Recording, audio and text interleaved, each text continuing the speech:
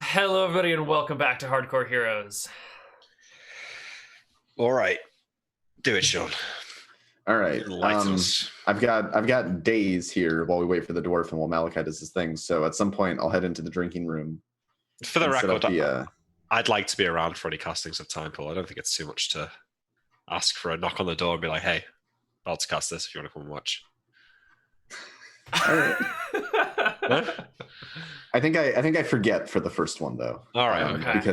Because for the first one, I'm gonna set up Time Pool, and I'm gonna say, show me the event that sparked the breaking of the world. Oh, that's an shit. interesting one. Yeah. So I need to make a roll really fast because I know nothing about the event, so it's just a flat 60% chance. And we fail. All right, never mind. Woo! Technically, I could try again tomorrow, but I might not. So I don't know. What other things do we have to time pool here still, Nick? How Malchus arrived on the material plane.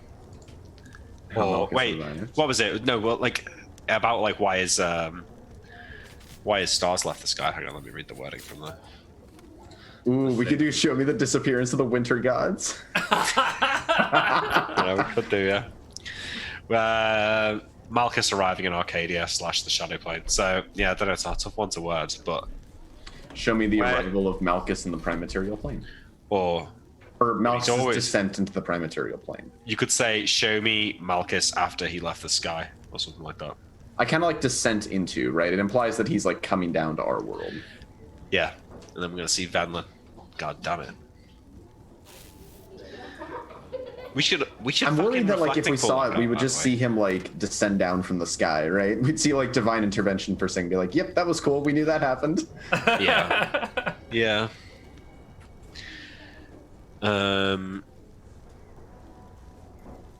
What happened to heat stroke? You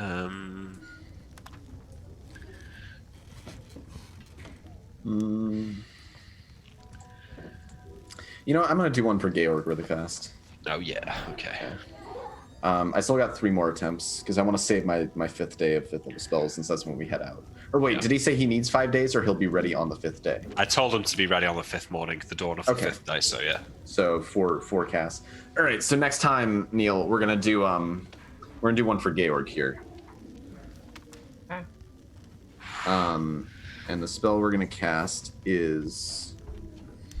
So we're gonna do Time Pool again the next day. You don't do anything on these days, right, Nick? You're just researching. Yeah, I'm not really. Oh, I'm gonna make. Let's say what scrolls I'm gonna make, Neal. I'm gonna make a 3rd level scroll of. What was it? Haste. Okay. And a 2nd level scroll of. Something to protect this dwarf if things go to shit, like invisibility. Okay. Yeah. They will each need individual inks, and after we do Sean's thing, I'll see what sort of inks we need and if they will be available in a store or if you'll have to do something unusual for them. Okay. So, Time Pool. Yeah, I cast Time Pool, and I'm going to say, show me the fate of Georg the Dimensionalist. No. So that way, if he got gobbled up, I will probably know, and if not, we'll probably see his statue mounted somewhere. So this is an interesting thing because you may or may not have observed his fate, right? If you watched him die, then your chances and that's higher. so that's what I was gonna say. Is it a 10% bonus because I'm well informed about the event, but I may or may not have participated in it? Right. I think you roll and Neal doesn't tell you. Or Okay, maybe yeah, Neal that should makes roll sense. it. Maybe Neal should roll it for you. He might have also way. died when he got petrified, so in that case, it would be the 20%. Yeah, that's what I mean. So maybe Neal should roll it for you, so he can tell you. I'll if roll it's it, and he knows what the target is. It's either 70 or 80, I think. Yeah, but if you get a 75, you're gonna know. Well, I suppose you'll. Well, I'll know if he'll the spell tell you. fails or not. Yeah. Yeah. All right, so I'm gonna roll it here. I don't know if it's 70 or 80, but we'll find out afterwards. It passes no matter what. So Nice. let's learn about Georg's fate, Neal. We're gonna have to go on a separate side mission to rescue Georg now. You have 5.5 days before Georg starves to death. You were taken back in time to Misty Rapids, where you guys are standing along the road. There's some barriers up in front of you. The people are behind you getting ready to flee the city.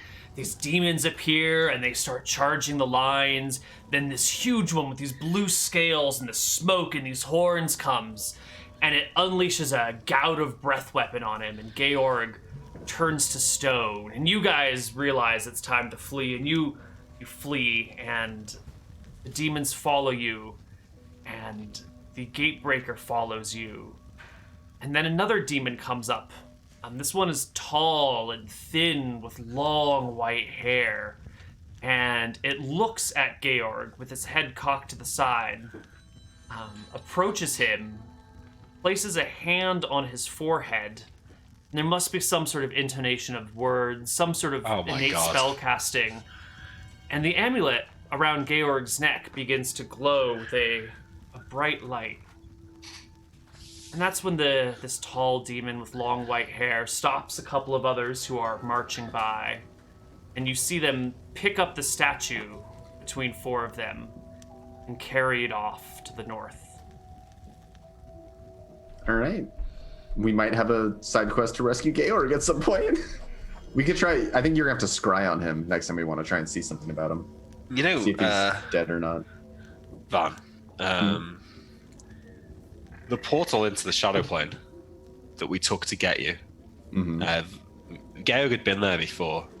And in the room where the portal was on the Shadow Plane, you probably didn't get a chance to look because we were too busy being shocked by the demons that were coming through. But there was, it seemed like that room was there to store something that had been taken away, something to do with Malchus, and something that Georg seemed extremely cagey about. Now this amulet, I saw him reaching for that amulet multiple times when we were with him. It seemed to be an intrinsic thing that he just did when he was nervous or concentrating. I think maybe that amulet that demon took from Georg's statue could be extremely dangerous and powerful. And if they've got that in heatstroke, well, it's something to be worried about, but also something to be gained. Possibly. We were aware of Georg having quite a few powerful magical items on him. That was always one of the dangers of his being petrified. Yes, he also had a 5+ sword, which I don't know if they've got that. I think that might be the lesser of our concerns. Yeah, maybe. Well, you're the one who's going to fight the demon lord with the 5+ sword at the end, so maybe it is your concern. All right, well that was helpful. Yeah, so maybe I should scry on Georg then. Or scry on the amulet. Did I get a good look at the amulet in that time pool? I think the events of the time pool are somewhat. Hey, let me double check. That might just be reflecting pool. Yeah, I'm not sure if you would have had a really good look at it. You did know the man for a period of time, and you would have seen him with it. But that was ages ago, and he definitely never let you. Yeah, he never let me touch it, and I don't even think he ever let me see it, really. Like, I did catch glimpses of it, but I don't think I actually ever properly saw it. Was it a super distinctive looking amulet? Because he might be able to do something with that. Because, like, even if he caught glimpses of it, if it stood out very heavily, that might be enough. Well, I'm going to need Nick. Have Malachi make me an intelligence check to see what he remembers from what he has seen. And then we'll determine what you may have seen. Especially because Malachi's 20. Yeah, see, Malachi's a nosy motherfucker. He's been he'd been sneaking peeks at that amulet as much as he could. Okay, so if you've ever seen it, you have a clear memory of it. Oh wait, so Ao's just reminded me. Remember when we all got naked and hung out with Porvin by Lake Mysterium, and he told us where the Chimera's lair was. I think Georg must have been wearing it then. Like when he took his clothes off. I think that's maybe when I saw it the most clearly. You guys hung out with Pervin while you're all naked? The 20 on the intelligence check was remembering the time that he just got naked with Georg and something. and Tyrus Bellows, actually, and Tyrus. Now, he must have... No, if he had taken it off, he would have lost spells that he had memorized. So there's no way he would have taken it off. Maybe he, wrapped it around his hand or something. You definitely would have seen it. You would recognize the gold disc with 3 little gemstones in it, with a larger gemstone set in the middle. Yeah. Okay. So, what can I do with that knowledge? I don't think I can clairvoyance it, but could you reflecting pool it? Could you? Could you look at the current owner of show me the last time the Reflecting pool scries on people, I believe, not objects. Yeah. Okay, this is a problem. Well, maybe. Yeah, go back to your scrolls, Malachi. We'll worry about that later. Yeah. Okay. Speak to you later. I go back to the cellar. All right. Neal, it's going to be time tomorrow for one more attempt at the thing that you probably don't want to answer. And then if it doesn't work, that means that fate has ordained that it remains a mystery. Sure, I have answers, sort of. Okay. I am prepared for this question, should it succeed. Okay. You also have commune as well, Van, which allows you to talk to Cheese. Yeah. Right. Yeah, I mean, I've already kind of talked to Cheese sometimes, you know? Yeah. Like, I think part of the reason I'm not that worried about the ability to commune is, like, I've done it before. Yeah. I figure if we get really stuck, if we get really stuck, I'll hit up Cheese, be like, hey, you got some answers for me? But other than that, I'll let her do her thing. All right. Maybe I'll go and have a word with Darth while we've got to ask him if he wants to come on the adventure. Maybe we both can. I'll take care of that. You need to do your studying. Okay. All right. Yeah, I'll probably head down. I mean, I have nothing else that I'm doing on the days aside from the time pool, so I'll head over to the church and see how Darth is coming along.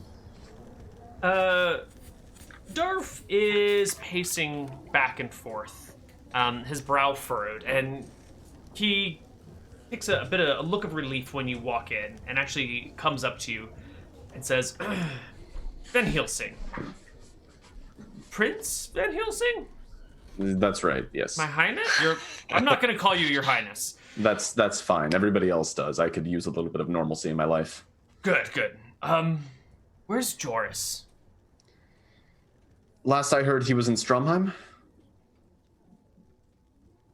Last I heard, Stromheim was under siege. I haven't heard anything about that. And I kind of like look over on the priest. Stromheim? What's the news from there? No one knows. They're too busy with their stuff over here. It's a continent away, or kingdom away. Yeah. If you give me a day, Darth, I can attempt to ascertain Joris's location for you. He's been good to me for a long time, and I've done little but make his life harder for him. Up until now, it's been fun and games, but if he's missing, I feel compelled to find him. I understand. Well, I can help you out with that tomorrow morning. How's that sound? Thank you. And speaking of, if Joris is doing well at the moment, Malachi and I have a bit of a journey that we're going on. If you're interested, are you aware of the general state of the world? How long have you been in Fortune? It's just a haze of tongues and lips and blood. Are you aware of the general state of heatstroke and the mound of flesh that has been creeping across the landscape from it? No. There's an invasion from the plane of demons that's slowly overtaking Arcadia. Yeah, Malachi and I are going to Lake Mysterium in the near future to attempt to find some crystals that we're going to use to attempt to seal them behind a magical gate. But we need to find those crystals first. We need to mine them. It's probably going to be a dangerous journey. That particular neck of the Shadow Mountains isn't too friendly. But if you're interested, it could be time for some more adventuring. I didn't inadvertently cause this problem, did I? No. Okay, good. No. Whew. Well, I would be happy to try and pay back some of my debts to you all. Whatever it takes, if Joris is safe, of course. Of course, yes. If Joris needs your help, I'll send you on your way. Okay, good. And that time pull spell, is that something you can do whenever? I do have one spare casting. What are you thinking? August 6th, 1508. How many years back is that, Neal? Like 3-4 years ago. Okay. I know what this is going to be. God damn. There's this little tavern. There was a barmaid named Jenna. We shared a beautiful night together. I would love more than anything to relive it.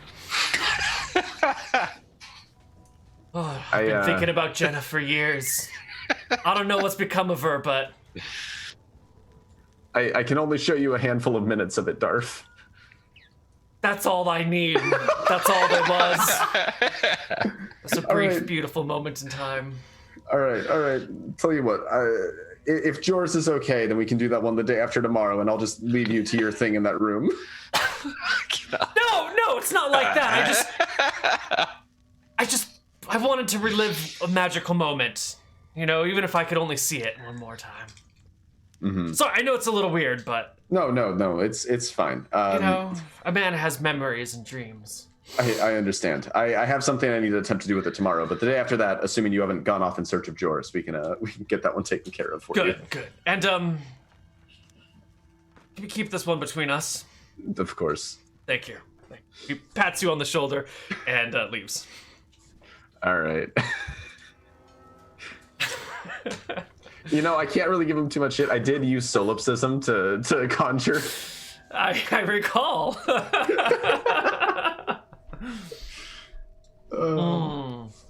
All right, Malachi.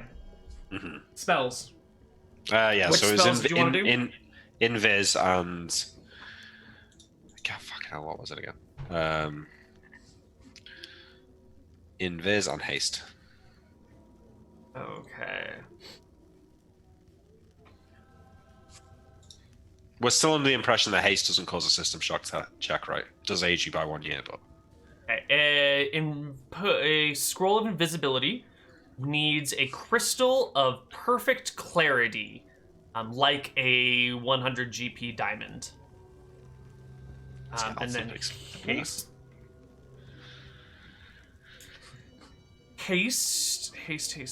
Haste. Ooh, I do not already have an ingredient for that. So we will need... Rabbit's blood. Rabbit's blood? Yeah. No, a rare ingredient, not rabbit's blood. That's a common ingredient. Hare's blood. You're gonna need... Rabbit's feet.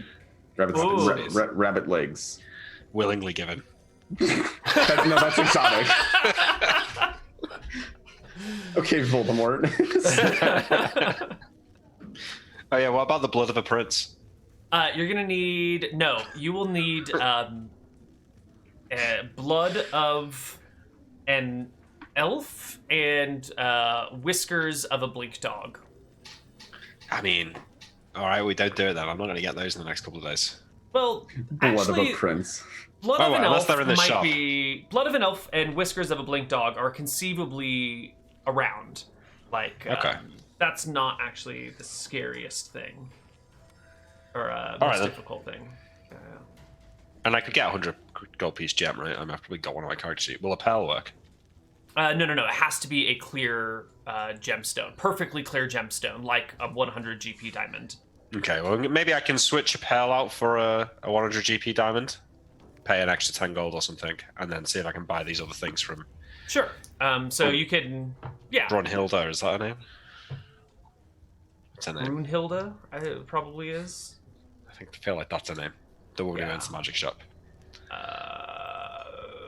Cinder is the assistant.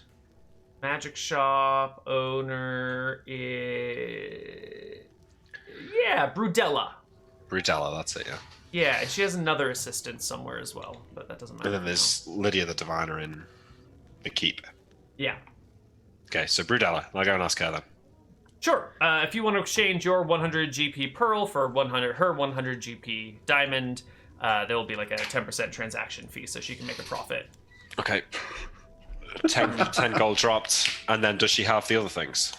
The blink dog. It is going to be a 70% chance for each one of them, and I will let you roll it. So 2 D100s, 70% or lower. Wow, I am so pale. Oh, yes. Ooh, wait, how much? 70 or 75? 70. So the blood of an elf is not available, but the whiskers of a blink dog are available. Was it either or? You need both. Ah. Yeah, because they're not super rare components, but so there's 2 of them. They're just out of elven blood today. You know? there. The elf that they bleed has been busy with something else. Do you know Okay, of so any now- elves right now? I mean, I know an elf in Akuba, but I'm not going to go and like hit her up for her blood, I don't think. So I'll just make the invis scroll. All right, cool, done. All right.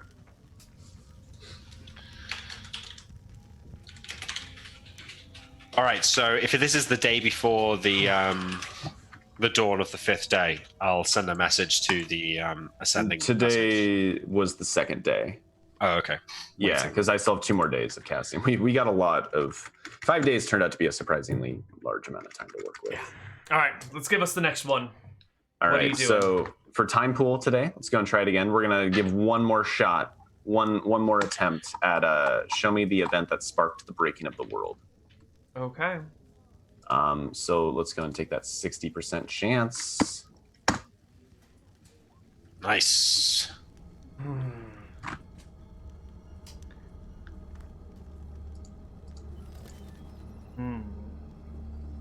Cynthia Maga is watching this with a great amount of interest, I imagine.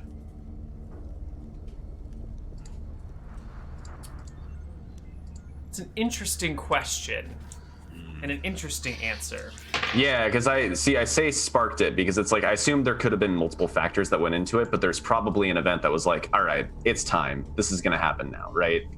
Like usually there are multiple factors that lead up to something happening, but then there's one inciting incident, and that's kind of what I'm searching for here. Yeah, because if you time pulled the events that led to the start of World War One, you would There's see the a lot. assassination. Yeah, well, You'd see the assassination. That's the inciting incident, and then you Yeah. have like the years of growing political unrest in Europe. And, Yeah. So what is the straw that broke the camel's back? The It's last probably just thing that happened? Like a priest walking through the temple being like, fucking Martha. Well, I mean, honestly, that's good confirmation because then we can know that like church scripture is fundamentally correct about that, right? Yeah, it's true. You see a unknown land. Mountains you've never seen before. Trees, forests, odd birds in the sky. And then there is a bright flash of light. And there's like a shiver or a wind that blows through the trees. And the birds begin to drop out of the sky. And in the distance, you can sort of maybe see some people in a panic running down a mountainside. How long does time pool last, by the way? I've kind of just number been of rounds. monologuing. Yeah, Really? it's a number of rounds. I think it's 10 minutes for me. 9 minutes. 9 minutes.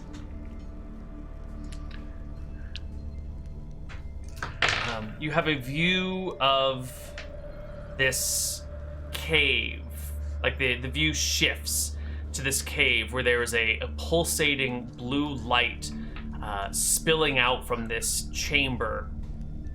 And there is like lines of like heat waves rising, sort of like this, you know, when you look at like a hot road and you can kind of see the waves of the distortion from the heat. You can like see the distortion from the heat in this room where there's this like pulsating blue light. Mm-hmm.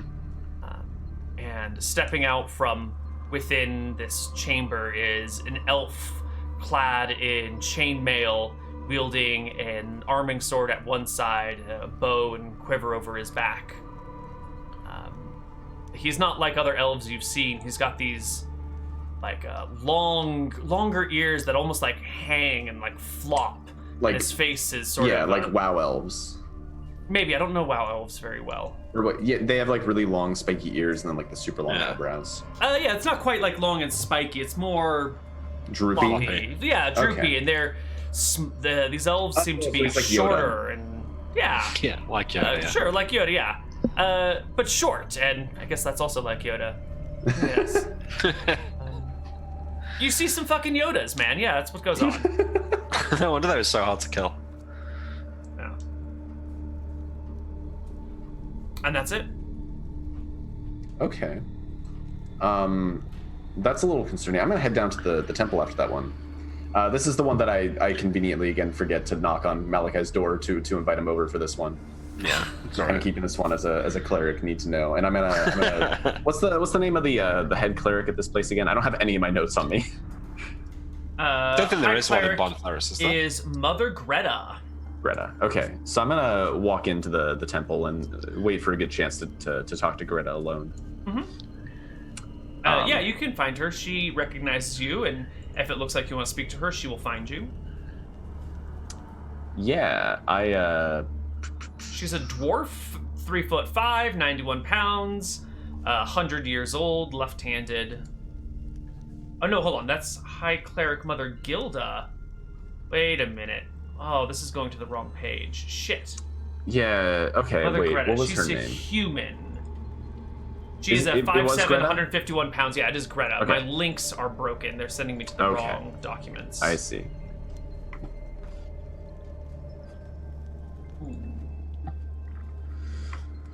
Okay. Yeah, you find Mother Greta. All right. Yeah. I'm gonna once I have a chance to flag her down and talk to her alone. I'm gonna kind of like shakily pour a glass of wine and say, I've discovered something rather concerning. She meekly sips at it in some antechamber. I suppose it doesn't change much about our present circumstances, but it concerns the breaking of the world. What do you know of the events that sparked it? People had become corrupt, using godly powers for personal ends. Mankind had grown lawless. Not lawless, but irreverent. Dismissing the higher deities for their own personal ends. The self-serving nature of people ran afoul of the gods, and they struck us down. That's why there is no more resurrection. We have lost their trust. I thought Lost much their the same thing. Have I been telling you? I discovered the ability to conjure images of the past recently, and I have a little bit of spare time before we go off on our next journey, so I've been making use of it. And I checked the inciting incident of the breaking, thinking that I would see something much like that. Some corrupt cleric somewhere finally made the last decision that brought the wrath of the gods down upon the world. But what I saw was something fundamentally different. There was a font of magic that looked arcane in nature.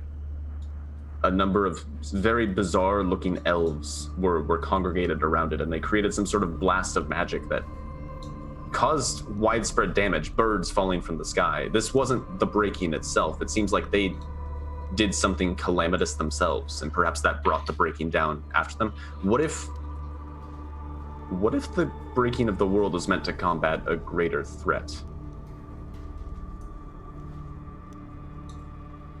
If that was the case, why would they not tell us? I Why don't would know. they not say, we have done this not to punish you, but to help you? Maybe there was a kernel of truth in that teaching.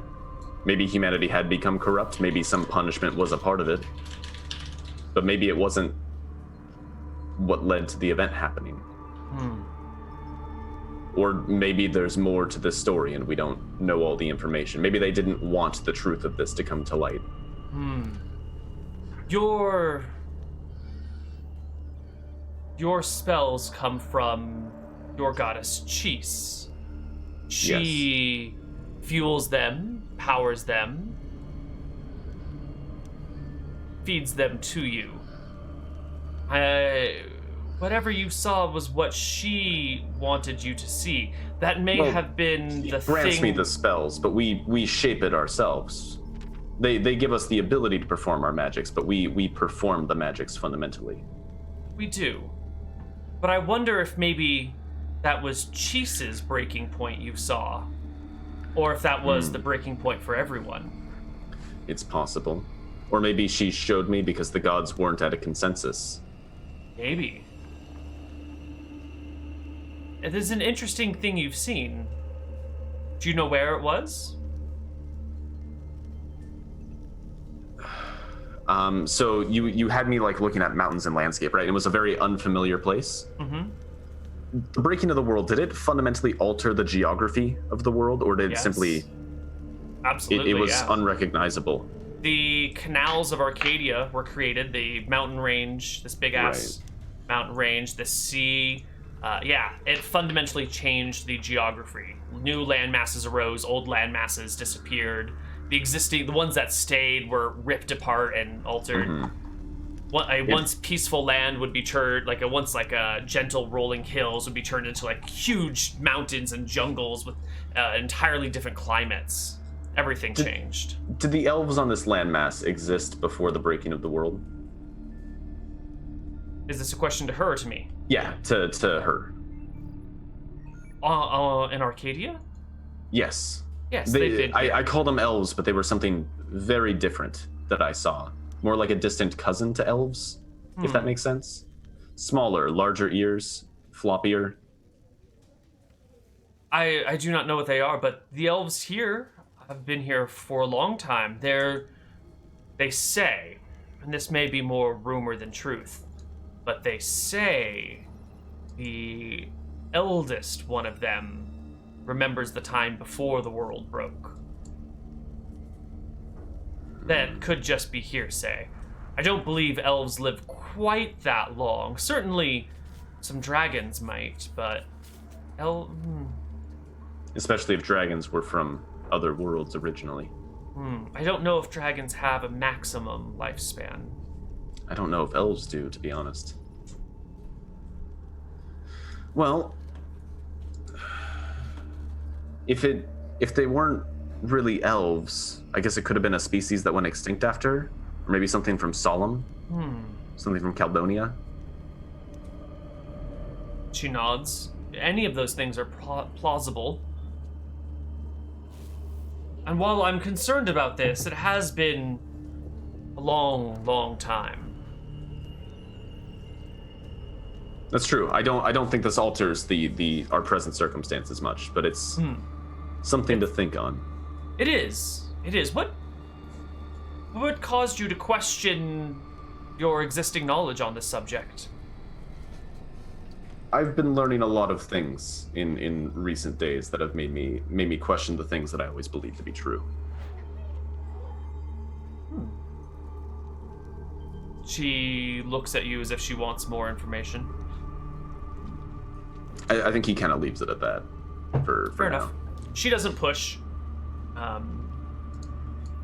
She will make the symbol of a Loomis, a circle with, I believe it's 8 points coming off of it. And I will offer to show her what I saw in the time pool tomorrow when I can learn rapport, because I still have one more day. Then maybe you can pick out something more about the geography than I could. It was never really my strong suit. I am not quite ready to see that yet. That may, if it changes everything I know about how we came to be, I'm not sure if I'm in a right spot to have my understanding of the world shattered. I understand. I will consider it though, and maybe one day in the future. If we make it that long. If ever I gain the power you have, maybe we can compare notes separately. I hope that day comes. Anyways, I have more work to do today. I wish you luck with your sermons. She leads you out. Yeah. Yep. I'm gonna go pick up Darth really fast because I promised to try and find Joris for him. I guess going through town, I'll ask what news people have been hearing from Stromheim, or what news people have been hearing about Stromheim.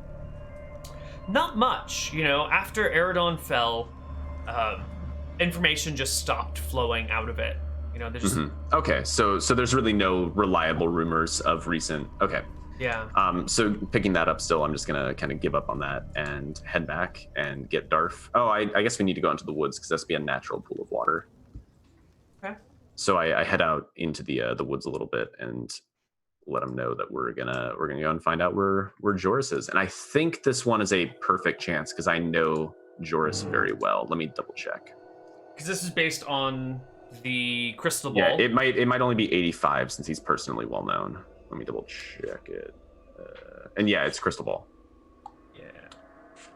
Dungeon Master's Guide. Magical items. Miscellaneous. Crystal ball. Personally well known is 100%. Perfect. So unless he's on a different plane, it should work. Okay. Let me put the dice up on screen. And this one takes a while, because I think it's a 2-hour casting time for Reflecting Pool. Okay. You and Joris go out into the woods. You Darf. find a pool. Sorry, Darf. Go out into the woods. You find a suitable pool, perhaps one that you know well by now, that you've used over and over again. Yeah, we might even just have like a little ditch in the ground that we occasionally fill up whenever we need it. Oh yeah, because you can. I remember now. I was always wondering like why I kept using a basin if it had to be natural. We can use basins of water. It just has to be in a natural setting. So we could take like a basin outside. Okay. And it is a 2-hour casting time. Yep, but I've got the time today, so it's You all do. good. And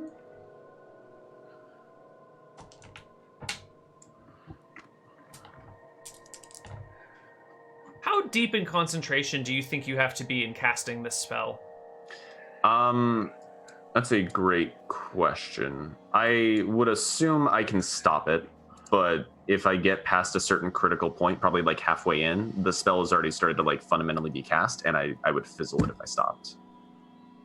Okay, but you believe you're aware of what's going on around you while you're doing it? Yeah, so I probably asked Darf, like, keep an eye out for anything nearby, and only like interrupt me if it's something very important, because it could fizzle the spell. Yeah. I think that's a non-issue then. Okay. We often roll over or kind of skip over the dangers of being outside when it's right near your home. Oh yeah. But I often roll for encounters, and we found one. It was just a small patch of goblins, but I think you come out of the reflecting pool and see Darf like cleaning his sword from goblin blood on it. Okay. I'm not gonna roll for it, but I think Darf can take like a d6 plus 2 goblins by himself by now. I think he's not what, like level 7 or 8 or something at this point. Actually, he's probably more like 6. 5, 6, something like that. 5 or 6, I'd say, yeah. Yeah, he was the sheriff of a town, so he was at least 5. Yeah. And he was like level 4 or something when he was adventuring with us, at least. He's probably 5 or 6, somewhere. Yeah. I believe he can take d6 plus 2 goblins, so I'm not gonna roll for the battle. Okay. Okay. And you reflecting pool on Joris. Yep. Okay. This is a perfect time to take our second break and leave you guys wondering, and we'll find out what happens on the other side of our break. Bye.